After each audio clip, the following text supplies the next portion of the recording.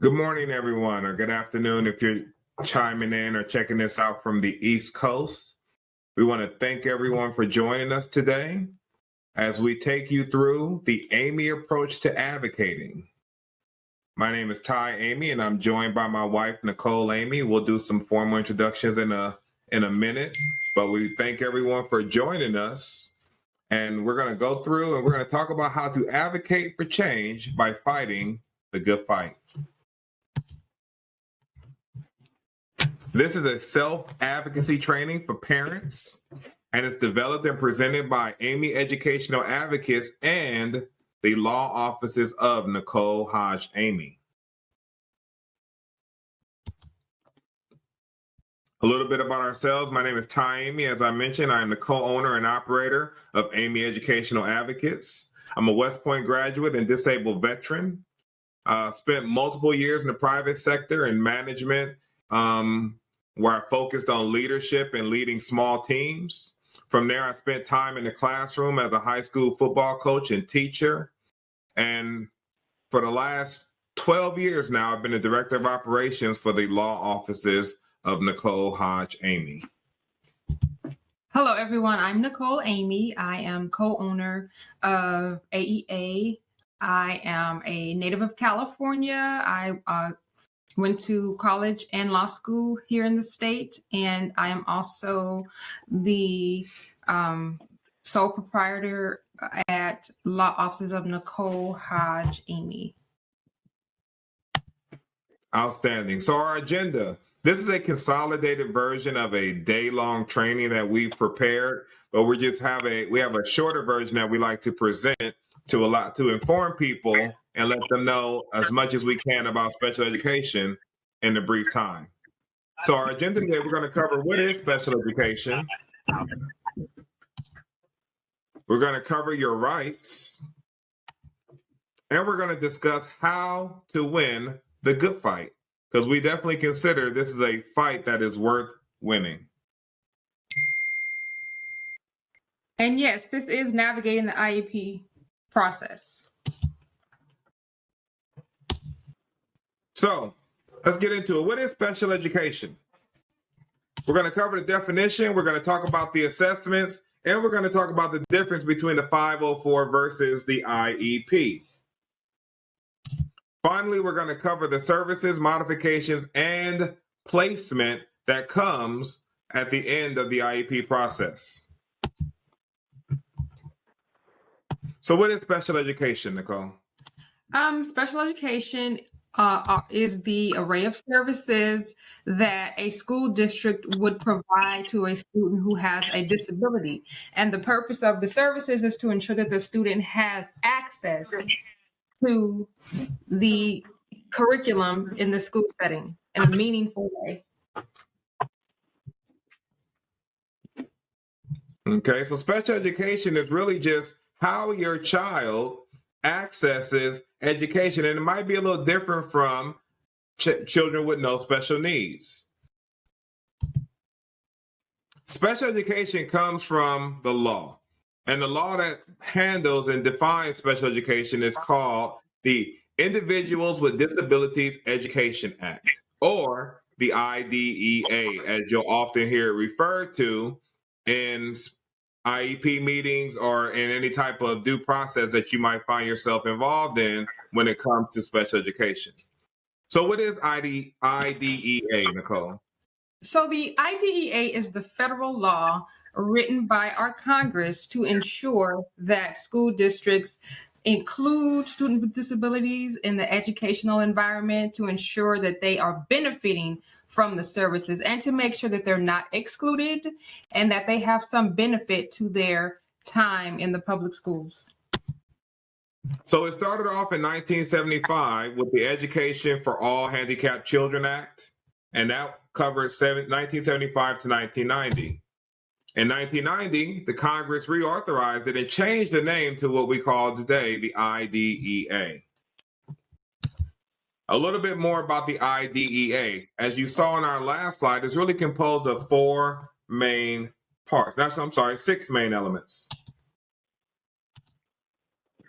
So our first element is the individualized education program. And that is a written document. It is a contract between the parents and the school district, which identifies and sets out the services that the child will be receiving. It identifies the needs of the child, the goals of the child, the baseline of the child, baseline being what the child is able to do at that point, and the goals of what the district plans for that child to the end of the school year or to the end of the next IEP for a year away. So the IDEA defines what that's supposed to look like. It also defines legally what is a free and appropriate public education, or FAPE, as you'll often hear it defined as and used when you're in these type of meetings, FAPE. Next, it defines the least restrictive environment, and that is a placement issue. What is the least restrictive environment, or LRE, as many districts will use the term in IEP meetings? The last three parts that the IDEA defines, they define what an appropriate evaluation should look like. They define what parent and teacher participation looks like, and it sets out the procedural safeguards that the districts must follow in order to make sure that parents are allowed to participate in the process. The process. When you start trying to get your child into special education, the first thing starts with assessments. Now, requesting assessments can come from you, or it can come, and it should come, from the district if the district identifies that your child might have any special needs. And in the federal law, there is an issue called child find, which actually means even a neighbor, the postman, could refer your child to special education if they feel like that child has a need for specialized services. And that all begins by requesting assessments. This should be done in writing. Either the district should write you saying that they would like to conduct some assessments, or if you have a need or you have a desire to find out, you should send in writing a request for assessments. Once you have the request for assessments in and the district accepts it, or you accept the district's request, the district is going to present you with an assessment plan. Right. And the assessment plan outlines the type of assessments that will be done on the child to identify the services that might be provided. And the assessment plan is based upon the identified areas of need or suspected areas of need. And that could be speech, it could be vision, it could a multitude of things. Whatever the child has that might be impeding them from accessing the learning environment, the assessment plan should have an assessment that addresses that area. We'll cover some of the likely assessments later in our presentation. After the assessment plan is signed and the assessments are conducted and completed, then you're going to have a meeting to determine eligibility. Right. And so this meeting is conducted, it is scheduled by the district. Parents are invited. All of the assessors are invited. Some of the teachers who teach your child will attend. And there are certain individuals who have to be at this meeting. Parents have to be at the meeting. They're invited and they should come. And teachers and assessors have to be there also. And that meeting happens and everybody discusses what the results of the assessments were and the child's needs. Now, once that meeting is done, you're either going to walk out of there and you're going to have a plan. You might roll right into a 504 or IEP meeting, or you might be told that they did not determine your child eligible for special needs. If they do feel like your child should need a 504 plan, you'll move into a 504 meeting either right away or you'll schedule one. Or if they do determine that your child is eligible, you'll either roll right into an IEP meeting or schedule one for later. So, and as Ty was saying, the IEP meeting after the assessments is the meeting where the eligibility is determined. Okay. So Let's talk a little bit more about the assessments. When we take a look at special education, the assessments are the first step for obtaining special education services. And again, you request the assessments, and that's in writing. Make sure you have a copy of that written request for assessments. And depending on the areas of concern, as I said before, there are a number of assessments that might be deemed necessary. All right. Some of the assessments that might come up and might be recommended for your child will be a standard academic assessment, a psychoeducational assessment, which is referred to as a psych ed, a functional behavioral assessment, or an FBA, speech and language, as Nicole mentioned earlier, occupational therapy, or OT, adaptive technology, or AT, adaptive physical education, audiological, and auditory processing. We specifically kept these. There are other assessments that we haven't included in this presentation, but we can discuss if you need in further consultation. But we wanted to make sure that we listed audiological and auditory processing because there are two completely different assessments. When you look at audiological, pretty much that's the hearing test that they do, that the school district do. And we've had cases where a child has had some auditory processing issues that they did not want to assess because they audiologically, their ability to hear was fine. But there are two different assessments, and that's one of the things that we wanted to make sure we educated everybody on because we've seen that in our experience. Right, and so the auditory processing would be how your child is receiving information that they hear. Okay. So those are the type of assessments that you could see or could be offered in an assessment plan. So after you request the assessment, now this next point is really California driven.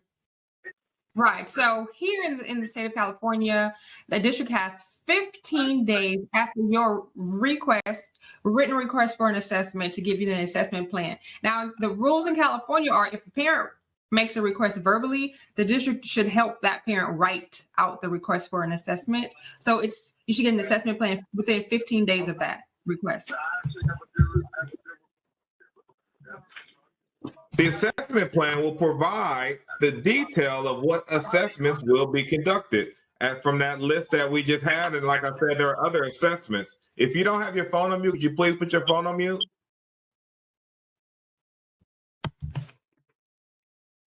Now, once the assessment plan is signed, the district has 60 school days to complete assessments and hold that initial meeting that we were talking about to review findings of the assessments and determine eligibility. Right, and school days could mean months, especially if you enter like the holidays and around Thanksgiving and Christmas. So 60 school days could actually be a while, which is why it's important to start the request for an assessment process early. And also to make sure you sign and return the assessment plan, because until you sign and consent to the assessment plan, they are not allowed to begin assessing your child. Okay? As we continue with special education, let's take a look at the difference between a 504 and an I.E.P. So for the 504 is strictly for general education environment. A 504 won't change placement or find your child or have your child in, typically shouldn't have your child in counseling enriched classrooms or shouldn't have your child being pulled out. It should strictly be used for the general education environment. And those will be just services offered to all children in general education. If the services are something that general education students are not given, then you would be needing an IEP and you're probably inappropriately placed within that 504. So the thing that we feel about the 504 is that there's no good enforcement of a 504 plan. They're often written in very general terms, as Nicole was saying. It's services that every child has access to. And typically they're written with the when the teacher has time or if there is allotted space, or so it's no real good enforcement of the 504 plan in our opinion. There's no notice if accommodations are unable to be met. They don't have to let you know, oh, we weren't able to provide the accommodations that are in your child's 504 plan today. Now, one of the things that is good about the 504 plan that a lot of people often don't understand and don't know is that you do have a right to a manifestation determination hearing if your child is if they're trying to expel your child from school, and it could have something to do based off of their disability. Right. And if your child has been removed from their placement for more than 10 days, you have a right to a manifestation determination to determine if the behaviors causing the removals relate to the disability or caused by the disability. Now, I want to be very specific and remind everyone that this is the Amey approach to advocating, because there are people out there that will tell you that the 504 plan can be just as strong or just as defendable as the I.E.P, but that's not what we believe with the Amey approach. We believe that in order to make sure that your child is properly protected if they have disabilities, the best thing that they will need is an I.E.P. Right. As the I.E.P addresses specific disabilities, and that directly impacts your child in the classroom, in the educational setting, and the learning environment. So that can be even on the playground, because all of that is the learning environment. And the I.E.P has safeguards and protections that are easier, and you can access them quicker than you could in that 504, because the 504 might require a court lawsuit, whereas an IEP is, you can proceed in an administrative setting, which would be like days and months, weeks, or you can go to if we're in California, California Department of Education. Other states also have departments of education that you can go to.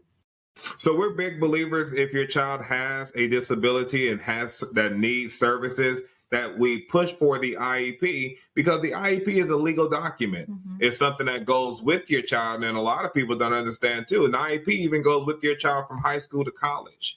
So these are things that we want to make sure that all of our clients and people know.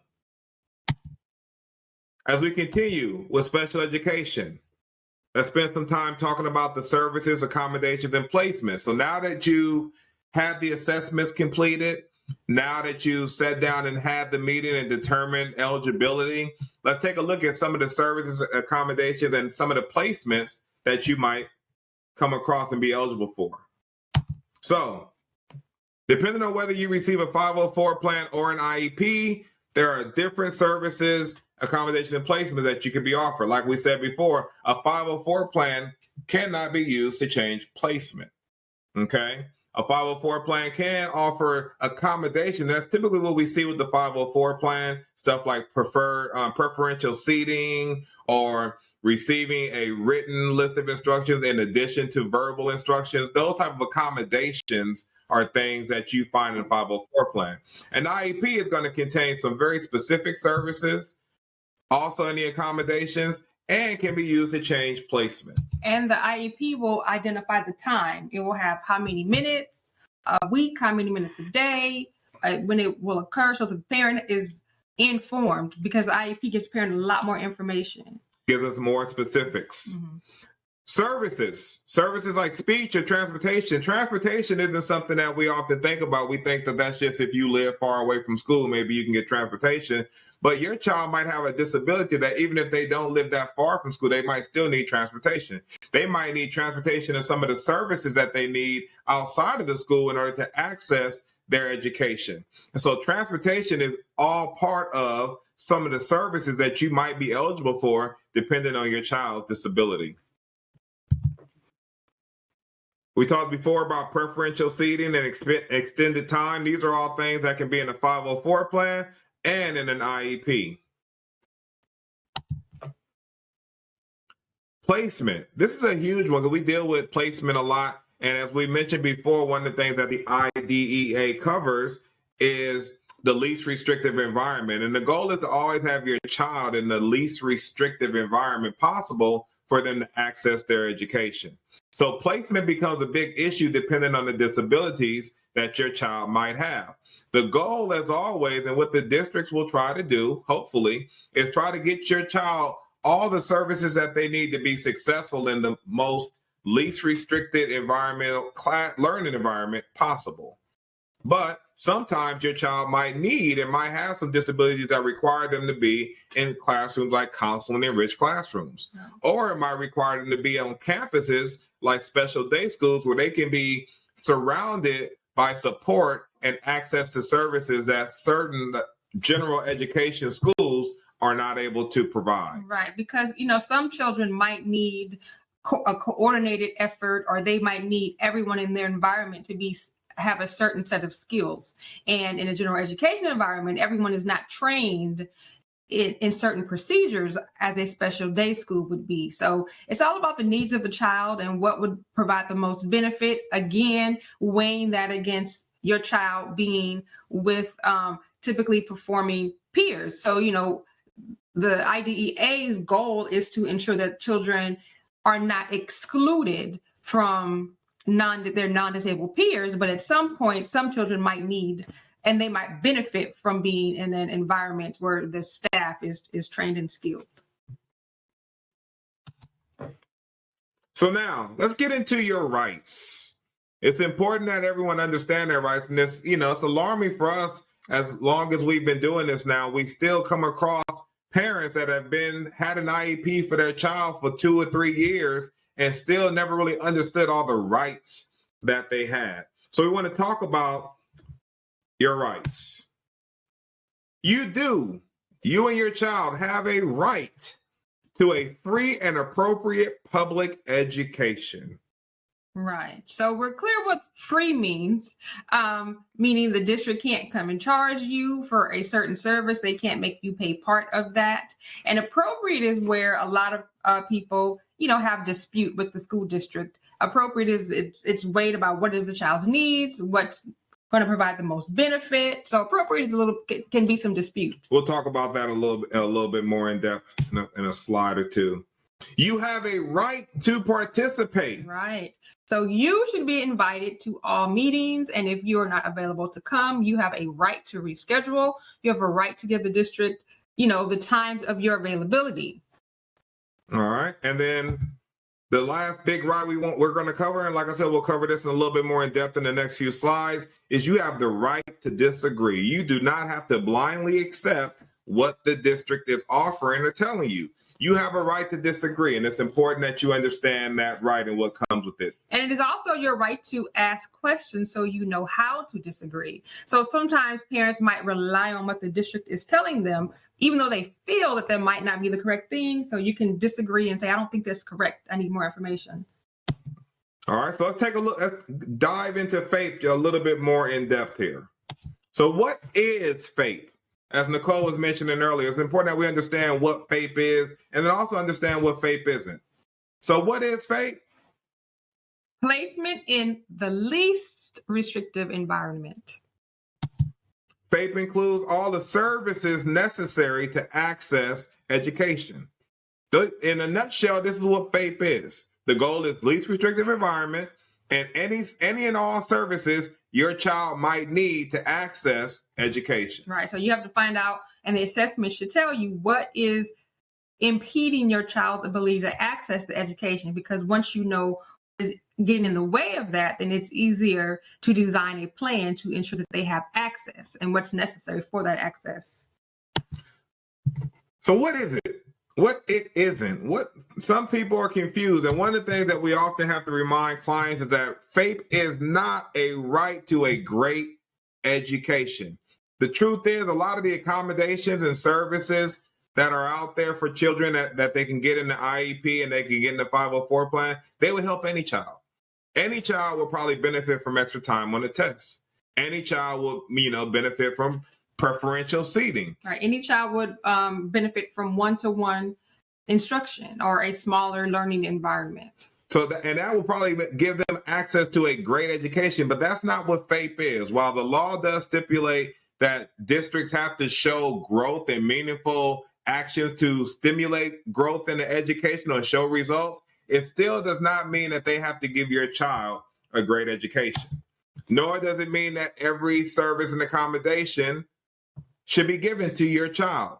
It's all about identifying, which is why it's called the individualized. It's all about identifying what your child needs and not what will make it easier for them to be the most successful, unfortunately. Right. It's about need, what's necessary. All right. So let's talk a little bit more about right to participate. So as a parent or ed rights holder, you have a right to meaningful participation in developing your child's 504 plan or IEP, meaning that they cannot silence you in meetings. They cannot schedule meetings that are so short that you never have a time to give your input. Matter of fact, your input should be sought out because no one should know your child better than you. Another part that comes with that is the right to review records.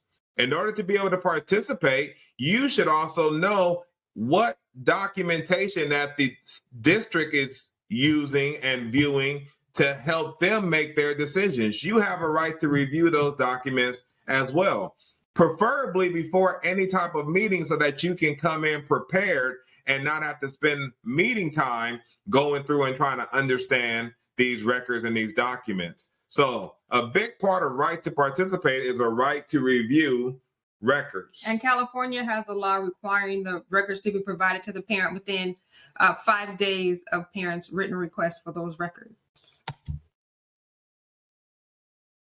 In your right to participate, as Nicole mentioned earlier, the districts must accommodate any reasonable request that you might have to make sure that you can be there. So that means, do we have that? Translators? Okay. Yeah. So not only do they need to accommodate time-wise and scheduling, but if you need a translator, and this could be a sign language translator. We've seen, parents that were deaf or English as a second language. If your home language is something other than English, you can request a translator, and they have to provide a translator at no cost to you as a parent. And if you have a visual impairment, so whatever the parents need would be, if you need to do, at this point, we're doing video, a lot of video IEPs. And that's something, even before this, it would have been something that the district would have been able to have to accommodate as far as telephone, just however you can make sure that the parent can participate. That's reasonable. That's reasonable. Okay. Then finally, when it came down to it, we talked about the right to disagree, a very important thing that you understand. That as the parent, you do not have to blindly accept the results. When they come and you're having your meeting, if you don't agree with the assessments as they're going through as the assessors are going through the assessments results with you, you can say, well, I don't understand that. I don't see that. I don't agree with what you're saying that you saw with my child because I don't see this in the house, or I don't see this. I've never heard this before. You have a right to disagree. And like Nicole mentioned earlier, ask questions. Make sure they can explain stuff to you to where you understand and not just blindly have to accept it. And you can ask the teachers, do you see this in the classroom? So how is this impacting them in the classroom? The teacher should be able to offer some input on what the assessors are saying. And a lot of times teachers don't like to do that because they believe that the psychologist makes the decision, but the team makes the decision. So it's important that you as a parent make sure that everybody in that room is sharing their understanding of your child and the child's needs. So let's say you don't agree with the assessments. One of the things that you can do if you don't agree with the assessments that the district presents to you is that you can request an independent education evaluation, or I.E.P. These allow you to get a professional that doesn't have the bias of being a district employee conducting the assessment on your child. They come in with no real history on the child, so they have a blank slate to assess your child and come up with what they really feel professionally are your child's disabilities or even abilities, what their strengths and what their opportunities are.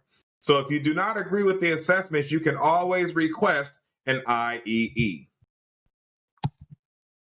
If they do not want to give you an I.E.P, or if there are things besides the assessment you just don't agree with what they're trying to do, maybe it's a placement decision, or maybe they don't want to give your child services that you really feel that your child needs, you have the right to proceed to due process. Due process, and this I'll speak more on California. Nicole can speak more on the federal part of it. In California, you're able to proceed to due process in the Court of Administrative Hearings, the Office of Administrative Hearings. This is crucial because it's a much faster process than what you typically think of when it comes to the legal process. While this is federal law, the Office of Administrative Hearings operates underneath but on the side of the federal court to allow for faster processing of these due process complaints. When you go to due process, you have a right to represent yourself, or you can hire an attorney and have a professional come and represent you in a due process hearing. Right. And other states have administrative or some other hearing process that they utilize because the federal law does require states to set up a body to hear these cases. All right. So that was the right to disagree. And I was covering your rights when it came to what FAPE is, your right to participate and your right to disagree. Now let's talk about our last point, how to win. So like we titled this, we believe that you're fighting the good fight. And any fight that you're fighting, you should want to win the fight. In order to win the fight, you have to know your rights, which is why we spent some time covering those today. You have to know your child. You have to exercise your voice. It is crucial that you maintain all documents. Also helps to be consistent. And finally, get help. Once again, what are your rights? Your rights are found and defined in the IDEA. The Individuals with Disabilities Education Act. There is a federal law to protect students who have specialized needs and disabilities. You have a right to FAPE. Free and appropriate education. Your child has a right to be in the LRE. The least restrictive environment.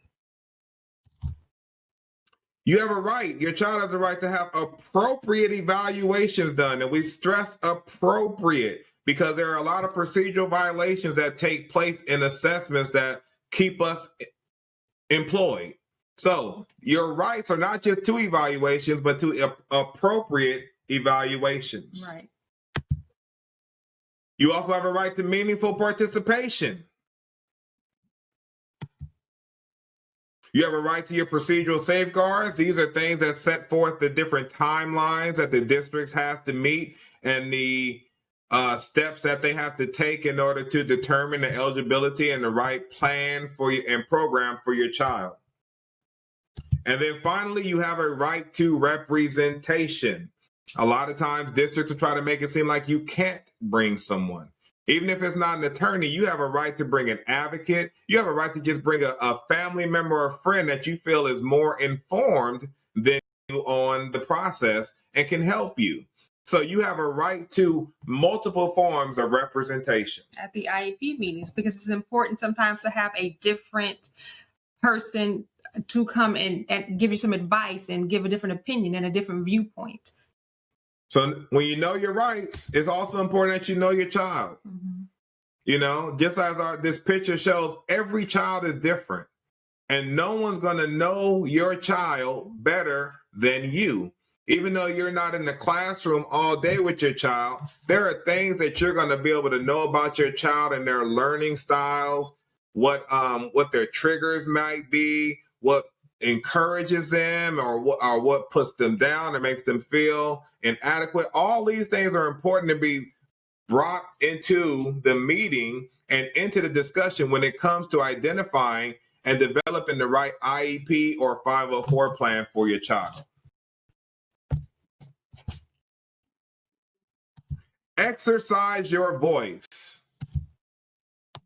Now, you don't necessarily have to bring a bullhorn into the meeting, but one of the things that we can definitely attest to is that district staff at times will talk over you. They won't want to allow you to really exercise your voice. Pretty much they're talking to you and just expecting you to nod and say, okay, and accept. It's important that you exercise your voice. You have to make sure that you are having meaningful participation in the process to determine your child's educational program. Maintain all documents. Looking at that file cabinet right there, that's like a fraction of some of the boxes of documents that we'll get from districts sometime. And even then, it won't always have everything. So it's important that you maintain all of your documents, things like your request for records or any emails that you might get from teachers when it comes to your child's performance in class. Document any phone calls. This is a big one that we try to encourage our clients to do. Once you have a phone call with someone, send a follow-up email documenting what was discussed in that phone call in order for you to have a written record. When you send that email and they either confirm what was discussed, or even if they don't confirm, if they don't deny it, and now you have a record that you can present in the court of law saying, no, look, we had a conversation and I sent you this email right after and you confirmed it. So yes, we did talk about this. You don't want it to come down to he say, she say, if you do have to find yourself in due process and standing in front of a judge. Be consistent. One of the things that really helps us and will help you and the district is if we can be consistent in what it is we're trying to accomplish when it comes to your child's education. Now, information might change. And if information changes, then we also have to be willing to be, to move off of a position. But we want to be consistent with what our end goal is. And our end goal is we want the best for our child, for our children. And we want the best learning environment for our child that will allow them to access their faith. And finally, get help. Unfortunately, as much as we can educate you and as better prepared you'll be after listening to this, there are still going to be some districts and district staff where they just do not want to listen to you as a parent. They're going to view you as someone who doesn't know as much as them and not want to allow you your rights or allow you just a meaningful participation when it comes to the process. Sometimes you need to get help. If you need help, you can contact us with Amey Educational Advocates or the Law Office of Nicole Hodge Amey at the following number, 510-479-0003. There are other firms out there. We aren't haters, but one of the things that we definitely encourage is that you get help, because oftentimes we've seen is that simply coming in and sitting down as a firm, districts are a lot more reasonable with the request that a parent might be making when they know that they have help and representation. So we have a question from the chat. All right, so that concludes our presentation. We're going to cover a few questions that came up. So the question is, what happens if it is determined your child does not need a 504 or IEP? And if you as a parent disagree with that, then I would recommend obtaining all of the records. If you can find all of the disciplinary reports, because a lot of times when a child has a disability in the classroom, the teacher, will send notes home saying, oh, the child's not paying attention, or, they're in and out of their seat, or they sleep, or, they have their heads down, just a variety of little clues that would tip someone off that there's a suspected disability. So obtain the records, put them together and show that these are the details that are occurring that have been impeding my child's ability to access the education.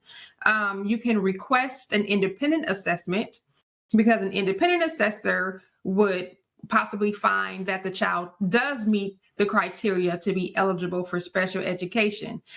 You should also review the psychoeducational report, review the academic assessments, and identify if there are any errors that you notice. Sometimes an assessor won't interview the parents. They'll conduct an assessment and they'll do something obvious like that. Well, you can't have a valid assessment if you haven't asked the parents what is going on with the child and what their concerns are.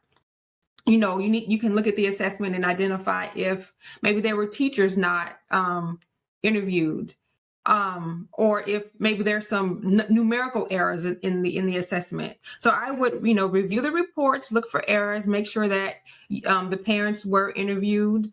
Again, request an independent assessment. You as the parent, you can also fund an independent assessment yourself if you don't want to ask the district to pay for that. And then you can ask your doctor to refer you out. If, some student kids are members of the regional center, they are, clients there. And sometimes the regional center will fund independent assessments that you can take to the school district. There are some disabilities like autism where the criteria for autism is different. The diagnosis is, the medical diagnosis differs from the school diagnosis. And so you might have battles like that. There are some disabilities that are just clear, like speech and language, they're the same wherever you are. Medical disabilities are the same. So you have to show that the accommodations and services are needed and that the disability does impede the child. So again, I would review the reports, request an IEE, collect all the documents showing how the disability has impacted the child in the educational settings. So those would be my opinions. And again, we have our number here. You can get help. You can call us. We do handle cases, and definitely, we would want to review the records and see what was going on. Oftentimes what we see high functioning children, like very smart children that have good grades, and districts often won't want to give them an IEP or accommodations that they might need, even though they're high functioning academically. So that's often one of the things that we see when districts will turn down and not find a child eligible. They'll say, well, they're doing well in school. This is where you might need that outside, because if you're a district employee and you're looking like, man, this kid has A's and B's, but this parent is saying that they have it. No, if they do have issues, it's not impacting their ability to access education. And that's not true. Your child can have all A's and still have trouble accessing the education. Right, because sometimes you'll find teachers will give kids makeup tests. So they would have failed the first one and then they have to take it again and a couple of times more. So you really have to investigate what is going on behind the grades. And then sometimes you'll have a child who has a behavior problem, or maybe like a high absentee rate. And they'll say, oh, well, they're not accessing the curriculum because they're absent a lot, or because they have these behaviors, but they're not considering the fact that these behaviors are a result of them being unable to access the curriculum, or the absenteeism is related to them being unable to access the curriculum, and a disability that has not been found or identified. Good question.